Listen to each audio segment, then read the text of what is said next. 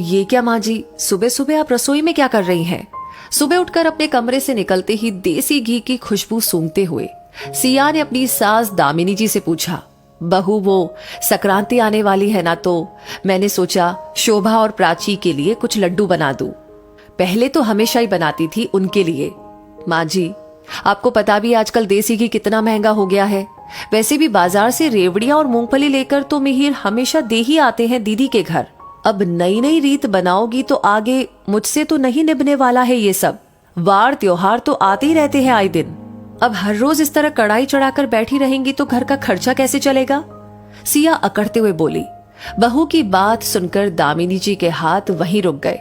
ऐसा लग रहा था उनके हाथों में जान ही नहीं है। घर खर्च कैसे चलता है उन्हें भी पता था, लेकिन आज वो खुद को बिल्कुल झल्ली और बेवकूफ समझ रही थी। शायद ठीक ही तो बोल रही थी बहू। पति के जाने के बाद सारी जिम्मेदारी बेटा निभा रहा है, तो बहू को भी हक है ना हिसाब रखने का। दामिनी जी ने भी अपने बच्चों को काफी तकलीफों से पाला था। 2 बेटियों और 1 बेटे के साथ उनकी गृहस्थी चल रही थी।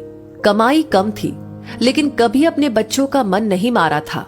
उस वक्त बाहर से खाने की चीजें घर पर कम ही आती थी, इसलिए दामिनी जी घर पर ही सबकी पसंद का कुछ न कुछ बना लेती थी। धीरे धीरे आर्थिक स्थिति पहले से बेहतर हो रही थी। बेटा मिहिर भी अब अपनी पढ़ाई पूरी करके नौकरी लग गया था। घर खर्च के साथ बचत भी होने लगी थी। बच्चों की शादी भी अच्छे से हो गई और सभी अपनी अपनी गृहस्थी में खुश थे। कई वर्षों तक सब कुछ अच्छा चलता रहा कि दामिनी जी के पति उनका साथ हमेशा के लिए छोड़कर चले गए। उनके जाने के बाद दामिनी जी अब अपने बच्चों के सहारे ही अपनी जिंदगी काट रही थी। उन्होंने कभी अपनी इच्छाओं का बोझ अपने बेटे बहू पर नहीं डाला, लेकिन ससुर जी के जाने के बाद सिया की नजरों में दामिनी जी केवल घर में रखे सामान की तरह हो गई थी, जिसे घर में जगह तो मिलती है लेकिन अधिकार नहीं। वैसे तो दामिनी जी कुछ नहीं कहती थी, लेकिन अपनी बेटियों की पसंद का ध्यान तो माँ को रहता ही है। इसलिए वो आज अपने बच्चों के लिए लड्डू बनाने के लिए रसोई में पहुंच गई थी। बहू की बातें सुनकर वो रसोई से निकल आई।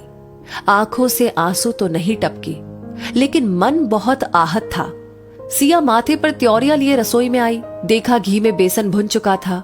उसने लड्डू बांधे और डब्बे में भरकर ऊपर रख दिए। कुछ दिनों के बाद सिया अपनी माँ से बातें कर रही थी। माँ, भैया कब आएंगे त्योहार का शगुन लेकर? सिया ने अपनी माँ से पूछा। बेटा, तेरा भाई बोल रहा था कि अभी टाइम नहीं है, 2-4 दिनों में उधर जाना हुआ तो दे आऊंगा। सिया की माँ ने कहा, माँ, पहले तुम जो मेवे की पिन्नियां बनाती थी ना, इस बार वो बनाकर भेजना। बहुत दिन हो गए तुम्हारे हाथ की पिन्नी खाए। सिया मचलते हुए बोली। ठीक है बेटा, देखती हूँ। ये कहकर सिया की माँ ने फोन रख दिया। 2 दिनों के बाद सिया का भाई आया। एक थैले में कुछ सामान था, वो पकड़ाया और सिया से बोला, सिया, मुझे कहीं जाना है, आजकल वक्त नहीं मिलता कहीं आने जाने का। माँ बार बार बोलती है तो आना पड़ता है। भाई, थोड़ी देर तो बैठ जाओ, तुम्हारे जीजाजी बस आते ही होंगे ऑफिस से, उनसे मिलकर चले जाना। सिया बोली। नहीं सिया, उनसे फिर कभी मिल लूंगा। ये कहकर सिया का भाई चला गया। सिया ने थैला खोलकर देखा तो उसमें एक साड़ी और रेवड़ी मूंगफली थी। पिन्नियों का डब्बा तो नहीं था जो सिया ने अपनी माँ से बनाने को कहा था। थोड़ी देर में सिया ने अपनी माँ के पास फोन किया। माँ, तुम पिन्नियां डालना भूल गई क्या? बेटा, वो मैंने कहा था तेरी भाभी से कि विनय को बोल दे सामान लाने के लिए, लेकिन क्या माँ? सिया ने पूछा। वो बोली कि सारी जिंदगी क्या बेटी को ही देती रहेंगी? इतना सामान क्या ऐसे ही आता है? पता है मेवे कितने महंगे हो गए हैं। ये कहते कहते सिया की माँ का गला रूंध गया। माँ की बात सुनकर सिया के कान भी सुन्न पड़ गए थे। उसके दिमाग में अपनी कही बात गूंजने लगी थी जो उसने अपनी सास से कही थी। पता भी है देसी घी कितना महंगा हो गया है। सिया ने कांपते हाथों से फोन रख दिया। अगले दिन जब मिहिर अपनी बहनें शोभा और प्राची के यहाँ शगुन देने जा रहा था तो सिया ने 2 डिब्बों में लड्डू भी भर दिए। दामिनी जी ने सिया की ओर देखा तो उसकी नजरें पश्चाताप से झुक गई, लेकिन मुंह से शब्द नहीं निकल पाए। बस मिहिर से इतना ही कहा, दीदी से कहना कि माँ ने लड्डू भेजे हैं। दोस्तों, कहते हैं ना कि हमारे कर्म हम तक लौट कर आते हैं। अगर हम किसी का दिल दुखा सकते हैं तो खुद को भी उस दुख का सामना करने के लिए तैयार रखना चाहिए। तो इस कहानी से आपने क्या महसूस किया, आपको क्या लगता है, आपकी क्या राय है?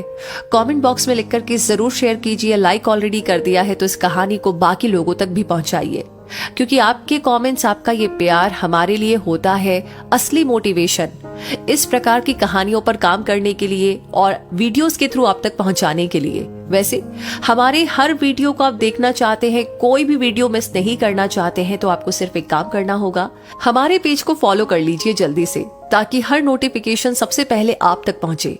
मिलूंगी अगली कहानी लेकर बहुत जल्दी ही, तब तक के लिए कहूंगी धन्यवाद।